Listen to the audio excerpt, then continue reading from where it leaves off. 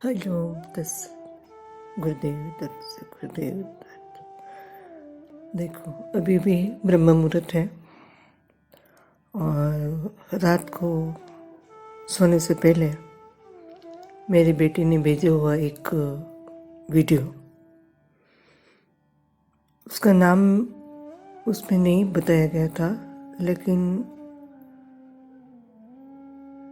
वो हर सोमवार को ऐसे कोई कहानी फेसबुक पर या कहीं और ऐसे शेयर करती है। उसमें कहानी है, आपको सबको पता है, पहले के ज़माने में जैसे विक्रम वेताल की कहानियाँ हैं, इतनी डीप नॉलेज वाली होती है कि क्या कहे। तो बस अभी मेरी आँख खुली और मुझे लगा वही कहानी फिर से अपने अंदाज में, अपनी आवाज़ में आपसे शेयर करो। बहुत ही उम्दा ख्याल है। जैसे मुरली बापू कहते हैं ना,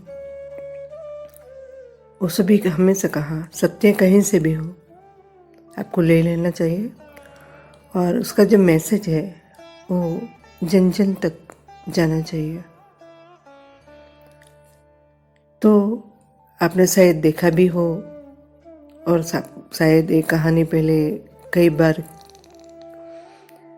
कितने लोगों से आपने शायद सुनी भी हो, मैं भी। इट इज डजंट मैटर, है ना। तो बात है एक राजा की।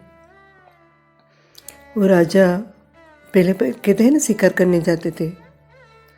तो शिकार करने जाते हैं और वो वहाँ ऐसे फंस जाता है, मतलब में उसका कोई राजधानी अपनी और वापस जाने का मार्ग भूल जाता है। तो अभी देखो, जंगल में कहाँ कहाँ प्यास तो लगती है घूमते हुए। तो एक लकनहारा होता है, तो वो मिल जाता है और वो उसको पानी पिलाता है राजा को। फिर वो पहले के ज़माने तो पता है ना, कोई किसी का कुछ रखता नहीं है ऐसे। तो पानी पिला तो उसकी प्यास बुझ गई राजा की, और उसने लकनहारा को बोला कि मैं यहाँ रहता हूँ, कभी तेरी मौज हो तो कभी ज़रूरत पड़े तो मेरे पास आ जाना। तो ओके, ये बात हो गई। और फिर थोड़े दिन के बाद ऐसा होता है कि वो लकनहारा वो राजा के पास जाता है और उसको कहता है कि उस दिन आप मिले थे और रास्ता भूल गए थे, मैंने आपको रास्ता दिखाया और जैसे पानी पिलाया था। तो बोला हाँ हाँ, राजा बोलता है मुझे याद है याद है। फिर तो राजा को अभी लगता है कि वो तो उसकी हैसियत के उसे पानी पिलाया, है ना, लेकिन मेरी हैसियत के हिसाब से मैं उसको कुछ गिफ्ट दूँ। तो राजा लकनहारे को, अभी लकनहारा है मीन्स वो लकड़ियों काट के अपना जीवन गुजारा करता है। तो उसने वो लकनहारे को सूखड़ का जो पेड़ का ऐसे पूरा बगीचा था वो भेंट करता है। अभी देखो, वो लकनहारा तो लकनहारा है, उसकी इतनी बुद्धि तो है नहीं, है ना। ऐसे कहना नहीं चाहिए, लेकिन अभी उसकी जो एक्शन है वो आप देखेंगे तो आपको लगेगा बात सही है।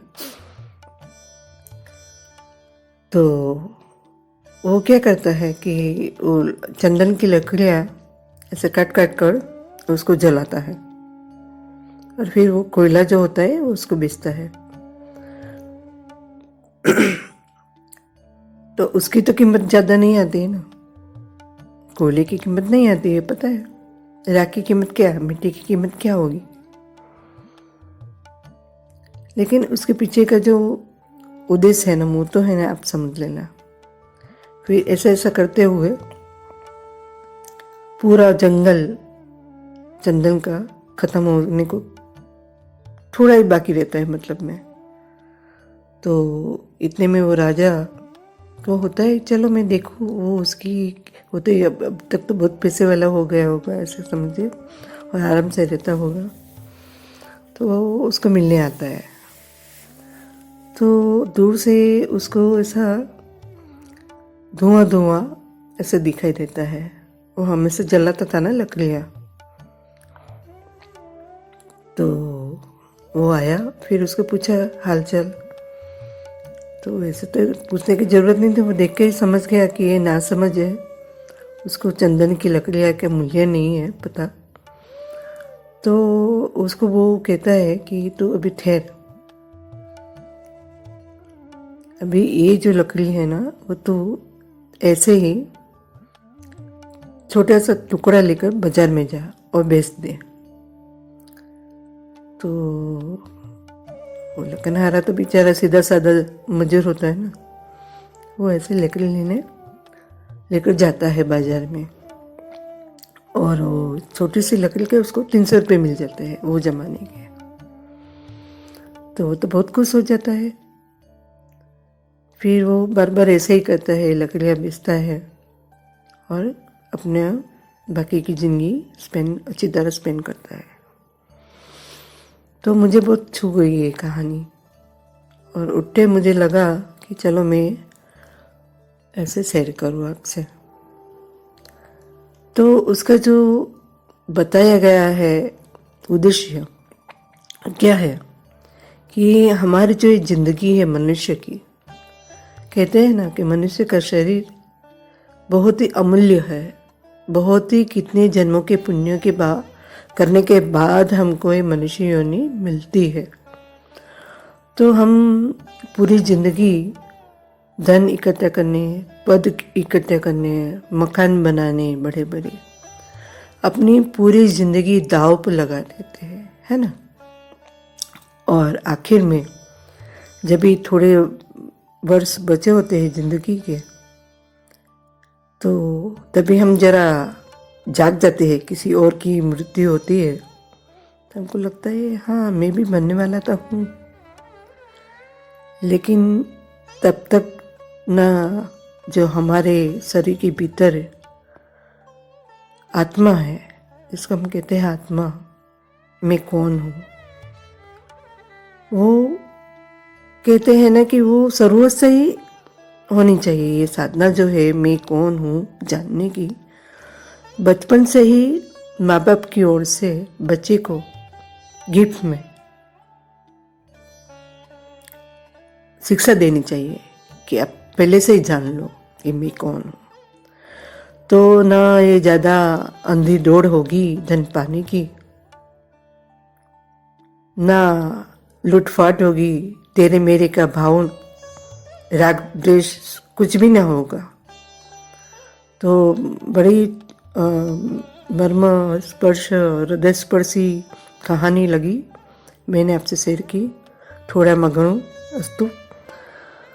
तो जो क्षण क्षण जी लेता है जिंदगी को, ना महत्वाकांक्षा ज़्यादा लिए हुए, जो मिला है उसमें खुश होकर अपनी ज़िंदगी जिए, यही मेरा उद्देश्य रहा। अस्तु। थोड़ा मगनू। जय ओशो।